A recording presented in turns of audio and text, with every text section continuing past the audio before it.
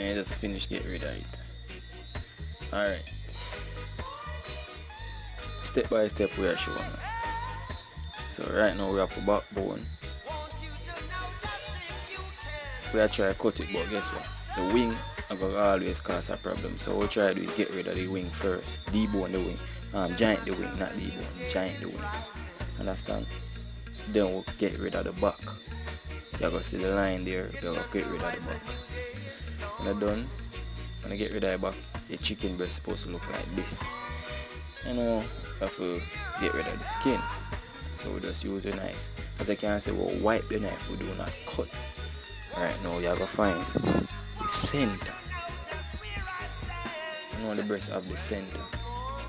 So here we are, we start from the bone. We are wipe the knife, wipe, and we are turn the knife slant way and wipe on this way.